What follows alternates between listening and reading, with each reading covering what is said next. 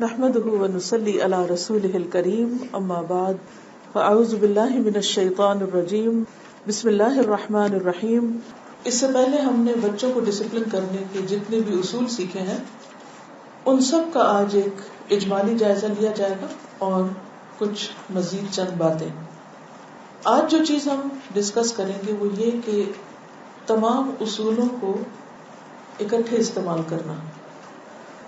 ہم نے ہر ہفتے میں ڈسپلن کا ایک نیا طریقہ سیکھا اور اس طریقے سے بہت سے رویوں کو درست کرنے میں مدد ملی.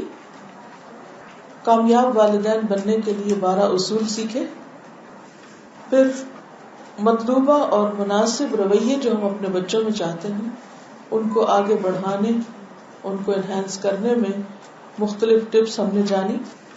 مثلاً یہ کہ بچوں کی تعریف کرنا، ان کو توجہ دینا، انعام اور رعایتیں دینا، تعریف کے ساتھ ساتھ یاد دہانی کرانا.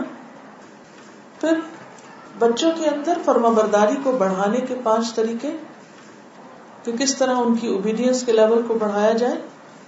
اس میں مسئلے کو جاننا، بچے سے وابستہ اپنی امیدیں اس کو بتانا، پھر بچے سے وہ امید کہلوانا تاکہ وہ اپنے منہ سے بول کر بتائے کہ ہم اس سے کیا چاہتے ہیں، اور پھر یہ کہ اس کو یہ بتانا کہ اگر وہ نافرمانی کرے گا تو اس کے نتائج کیا ہوں گے.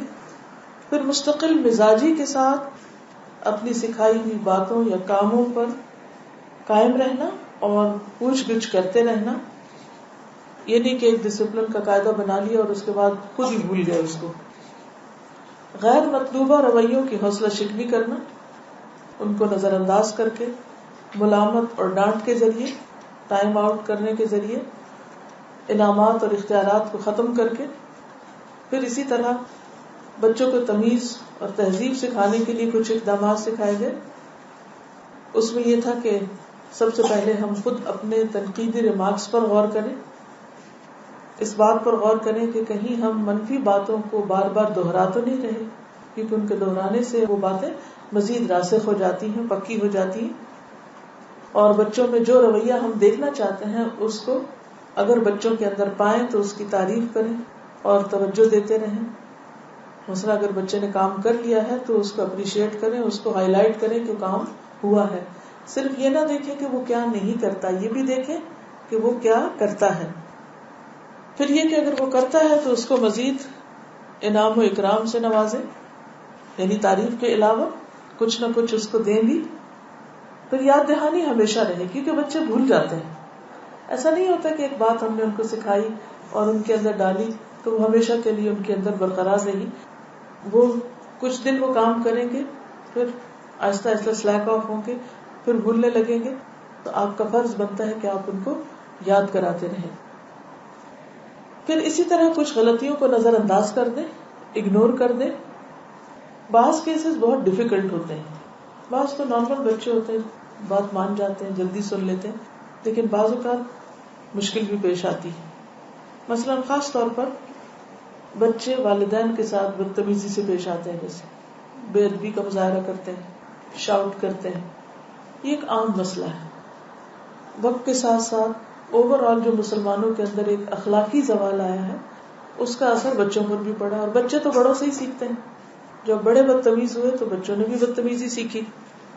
تو اس کے لیے ہمیں کیا کرنا ہے؟ سب سے پہلے یہ ہے کہ اپنی اقدار کو واضح کرنا ہے کہ ہم مسلمان ہیں، ہمارے دین کا ایک حصہ ہے بڑوں کا احترام اور چھوٹوں سے شفقت. اس کو بچوں کے سامنے خوب اچھی طرح بیان کر دیں کہ ہمارے گھر کا طریقہ کیا ہوگا.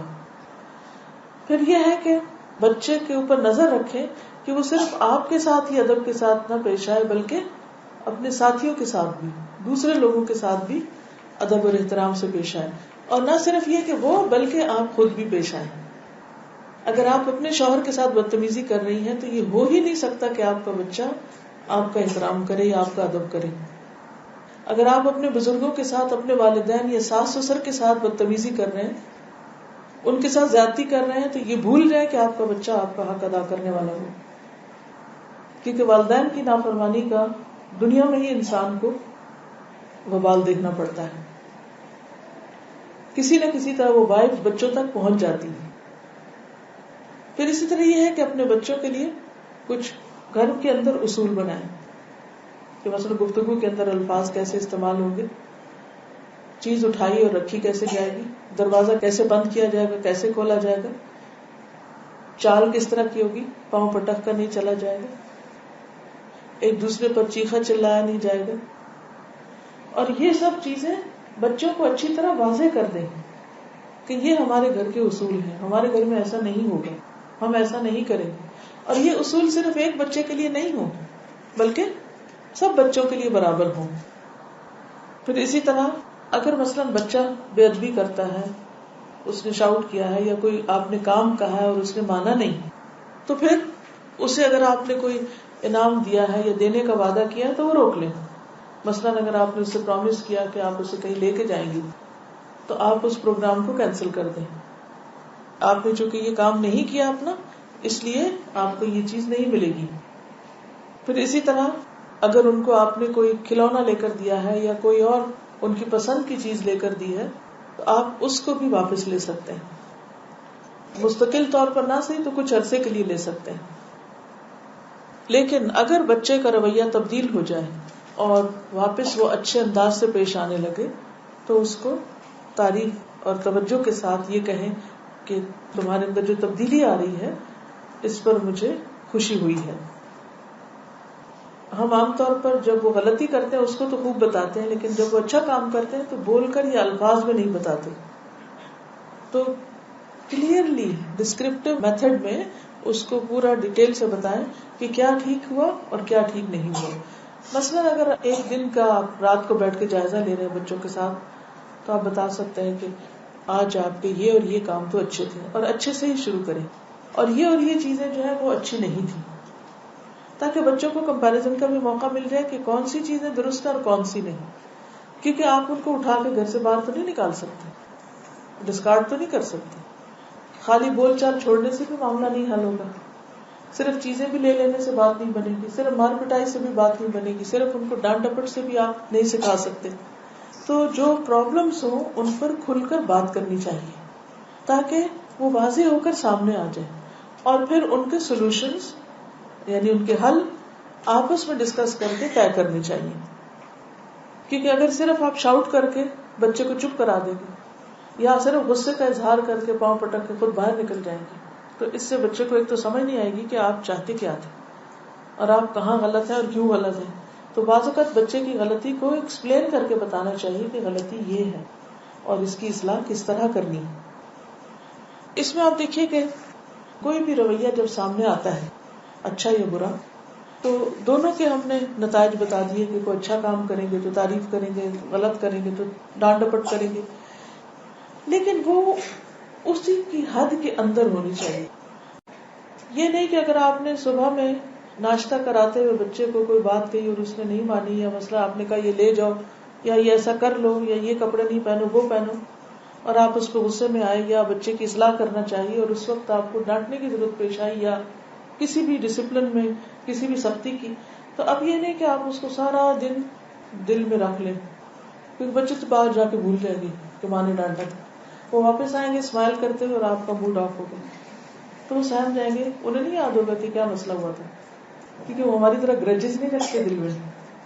ہم ان کو سکھا دیتے ہیں کہ ہاں یہ دل میں رکھنی ہے باتیں.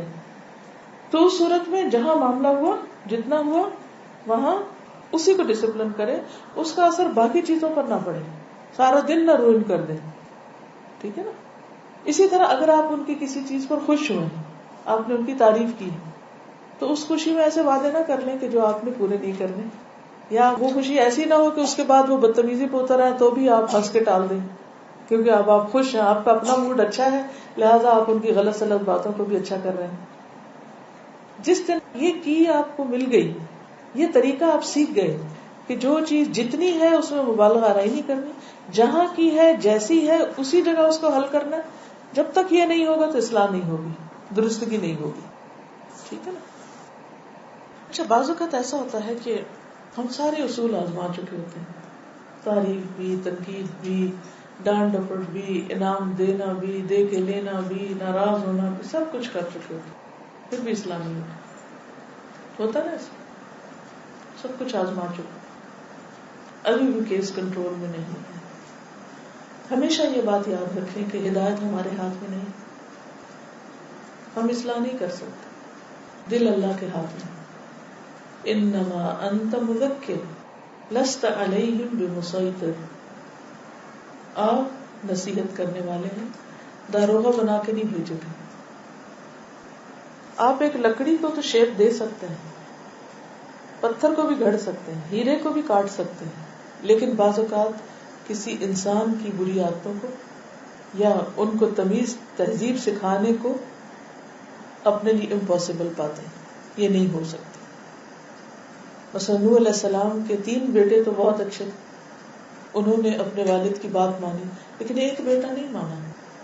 اس پر ماحول کا اثر تھا, بہت پیئر پریشر تھا, اس کی صحبت اچھی نہیں تھی, لہذا وہ جن لوگوں میں اٹھتا بیٹھتا تھا انہی کے ساتھ چلا گیا.